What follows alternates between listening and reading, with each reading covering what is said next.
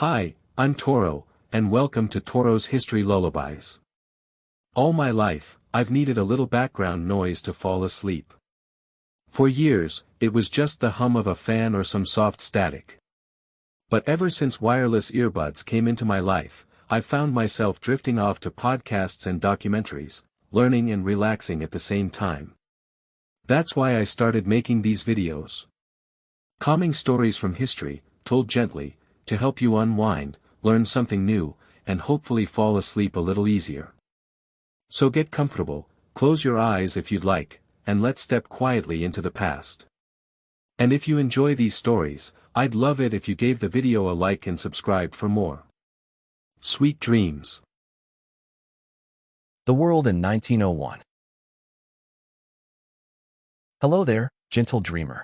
And welcome to Toro's History Lullabies, where the stars of time twinkle softly overhead, and the stories of our past unfold slowly, like parchment in candlelight. Tonight, we turn the pages of history all the way back to the year 1901, the first year of a brand new century, and the last breath of many older dreams. Close your eyes and feel the change in the air. The horse-drawn carriages are still rolling, the gas lamps still flicker at dusk, but somewhere, far off, the future is stirring. This is a year that begins with endings and ends with quiet beginnings. So let your mind drift gently as we step softly into the folds of time and settle into the stillness of 1901. World events. The world in 1901 was a world in waiting. It stirred with gentle transition, its pace still deliberate, but not yet still. In Great Britain, January began with black crepe and tolling bells. Queen Victoria, the sovereign who had watched over her empire for more than 63 years, passed away at age 81.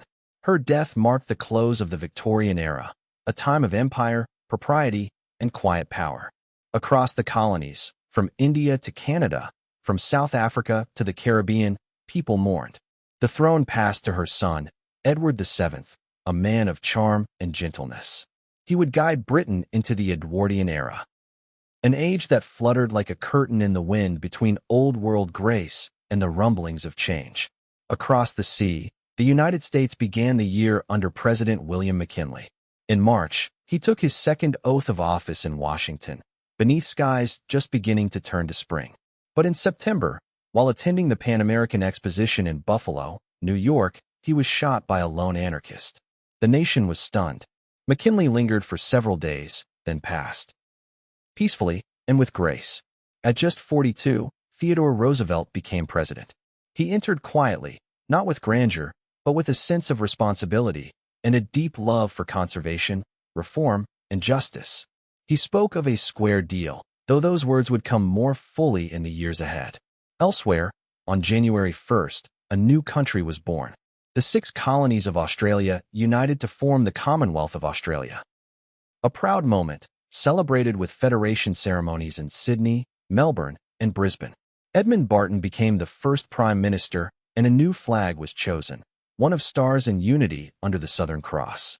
In China, following the violent struggles of the Boxer Rebellion, diplomats and ministers gathered to finalize the Boxer Protocol in September. The treaty imposed heavy penalties, yet it also brought a fragile peace. Foreign powers agreed to withdraw troops over time, and the Qing dynasty, still ruled by Empress Dowager Cixi, began exploring modernization, slowly, hesitantly. The Nobel Prizes were awarded for the very first time. Funded by the will of Alfred Nobel, they honored breakthroughs in physics, chemistry, medicine, literature, and peace. The inaugural Peace Prize was awarded jointly to Henry Dunant, founder of the Red Cross, and Frederick Passy, a lifelong advocate of international arbitration.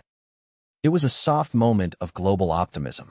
Meanwhile, in Norway and Sweden, though still united in a royal union, the first flickers of independence began to show.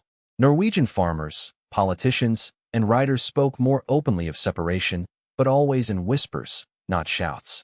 In the Philippines, resistance to American occupation continued in the shadows of the Philippine-American War. But in 1901, Emilio Aguinaldo, the Filipino leader, was captured. Though fighting would go on, the war was waning. It was a year of closures and gentle openings, of new flags raised and old ones lowered. a year where history seemed to hold its breath. How's his daily life around the world? What was life like in the gentle hours of 1901?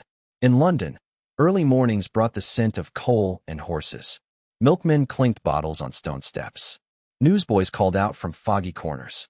Most homes were lit by gaslight, a warm, flickering glow that left shadows dancing on lace curtains. Upper-class homes had parlors with Persian rugs, phonographs, and heavy drapes. Working-class homes were smaller, tight-knit, often with shared outhouses and tin tubs for washing. The city was noisy in its way, but not rushed. People still made time for tea. In New York, electric lights had begun to replace gas, and the first underground subway tunnels were being dug.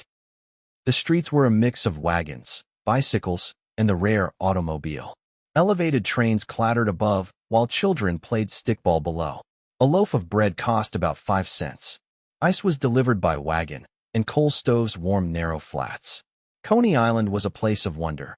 A new Ferris wheel, amusements, and the smell of salt and popcorn. In Russia, the Tsar's empire stretched from the Baltic to the Pacific. City life in St. Petersburg and Moscow glittered with chandeliers and velvet gowns. But the countryside was cold and patient. Peasants still lived in izbas, log cottages with thatched roofs. Samovars bubbled with tea, and stories were shared by firelight. In Japan, schoolgirls wore sailor uniforms. Young men studied engineering, science, and English. The Meiji Emperor encouraged Western-style education, but temples, kimono, and haiku still touched daily life. Trains crisscrossed rice fields. Paper lanterns swayed outside ramen shops. There was harmony in the balance of old and new. In India, the 1901 census counted over 294 million people, a vast, diverse mosaic. Calcutta and Bombay thrived under British rule, but in villages, life was slower. Cows wandered freely. Meals were made from lentils, chapati, and curried vegetables. Children played in dusty courtyards. Some families had radios, but most listened to the wind. In South Africa, British and Boer settlers faced an uneasy truce as war waned. Towns saw soldiers come and go, but in the veldt, families still planted maize, tended sheep, and gathered at night under vast, starry skies. The daily sounds of 1901 were textured: hooves, chiming clocks, kettle whistles, and birdsong. Life was tactile, made of wool, soot, bread dough, and letter paper. The world was alive with slowness. Microscope science, inventions, and technology in 1901, invention hummed in quiet corners. Most famously, Guglielmo Marconi achieved the first transatlantic radio transmission. On December 12th, a Morse code S traveled from Poldhu, Cornwall to St. John's, Newfoundland. 3 simple dots, crossing an ocean, bridging continents. Marie and Pierre Curie, in their Paris lab, continued to study radiation. In 1901, Marie was the first woman to win a Nobel Prize for her work on radioactivity, a term she herself coined. In America, King Gillette's safety razor went to market, offering a cleaner, easier shave. And William S. Harley began sketching designs for a motor bicycle in Milwaukee. The Harley-Davidson Company would soon be born. In Chicago, vacuum cleaner prototypes quietly changed housework. And in New York, skyscrapers began to nudge the clouds, thanks to steel frame construction and electric elevators. The world saw the beginnings of motion detectors, fingerprinting for criminal records, and early traffic signals. And in North Carolina, the Wright brothers tested gliders, featherlight machines that danced over dunes. Their powered flight would arrive 2 years later, but already, they were whispering to the skies. Artist palette culture and the arts in 1901. The arts unfolded like watercolor on paper, soft, flowing, and full of quiet feeling. In Paris, a 20-year-old artist named Pablo Picasso began his blue period, painting mournful scenes in shades of cobalt and mist. It was a turning point, the beginning of a new voice in modern art. The Art Nouveau movement continued to bloom across Europe. Its signature curves appeared in furniture, railings, posters, and teapots. Alphonse Much's flowing, floral women adorned biscuit tins and playbills. His work was everywhere, and always elegant. In Vienna, composers like Gustav Mahler filled concert halls.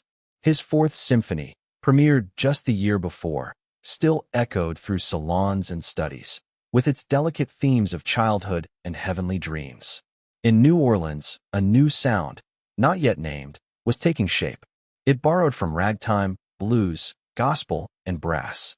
Some called it hot music, but soon it would be known as jazz. Scott Joplin, the king of ragtime, released new sheet music as player pianos filled parlors with syncopated cheer. Maple Leaf Rag and the Entertainer danced across ivory keys in homes and dance halls. On bookshelves, literature took on new voices. Henry James, Joseph Conrad, and Thomas Hardy released novels that lingered on the complexities of modern man.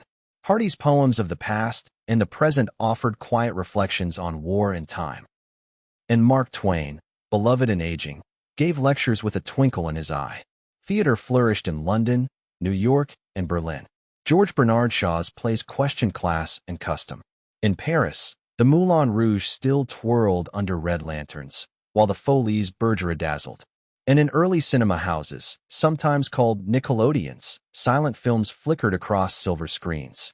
Short films by the Lumiere brothers and Edison studios amazed audiences.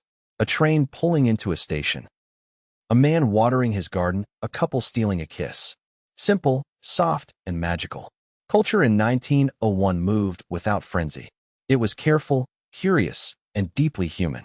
Newspaper media and headlines news in 1901 was slow and sturdy, delivered by hand, read by lamplight, and passed between neighbors. In London, the Times remained dignified, its headlines precise and steady. In New York, the rivalry between Joseph Pulitzer and William Randolph Hearst dominated. Yellow journalism was still a force, but feature writing and photojournalism were beginning to blossom. Newspapers cost about 1 to 2 cents. Magazines like Harper's Monthly, The Strand, and the Ladies' Home Journal were read in drawing rooms and schoolhouses alike. They contained serialized fiction, poetry, household advice, and illustrations. In India, the Hindu and the Amrita Bazar Patrika printed in English and Bengali, sharing updates on education, politics, and reform. An ad for a Victrola might read, "Bring the world's music into your parlor, only $15. And a front-page headline might proclaim, "Marconi sends wireless signal across ocean," in fonts big and bold, though not yet breathless. Information moved slower then, but maybe our hearts held it longer. Baby people born/died every year brings whispers of hello and gentle farewells. 1901 was no different. In Chicago, on December 5th, a baby named Walt Disney was born. He would grow to imagine talking animals, castles, and dreams with music. But for now, he was just a child in a cradle, swaddled in cotton, in a modest home. Also born that year, Werner Heisenberg, whose theories would later reshape physics. Enrico Fermi, father of the atomic age, and perhaps, though records vary, Louis Armstrong, who would teach the trumpet to sing. And while the world welcomed those lives, it gently said goodbye to others. Queen Victoria passed on January 22nd. Surrounded by family, as snow fell softly outside, her funeral was watched by millions. She left behind an empire, a legacy, and an age. Giuseppe Verdi, the Italian composer of Aida and La Traviata, also passed. In his final days, Rome's bells were muffled as the world lost a master of melody. And Elias Howe, inventor of the sewing machine, slipped quietly into history, his stitches now part of everyday life. As the final days of 1901 drifted in, snow fell on rooftops in Vienna. Waves kissed the shores of New South Wales, and lanterns swayed in the streets of Tokyo. It had been a year of turning. A final pages closed, and new volumes opened. In homes, families gathered by fires. Cards were written, candies were wrapped in paper, and children fell asleep under quilts, dreaming of the new year. The world itself seemed to rest, the way it does after change. Not rushed, just still. Historians would later say 1901 was the true start of the 20th century. Not because of an event, but because of a feeling, a sense that the old world was giving way, that steam would soon be replaced by electricity, that carriages would yield to cars, and that empires would begin to crack. But in that quiet December, no one rushed.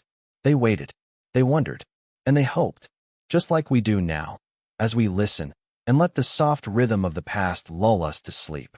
Thank you, dear listener, for traveling through time with me tonight. If this journey brought you peace, please like, subscribe, and gently tap the bell so you never miss another story from Toro's History Lullabies. Let these moments linger in your dreams, and may tomorrow greet you gently, just as the new century did in 1901. Until next time, sleep well and good night.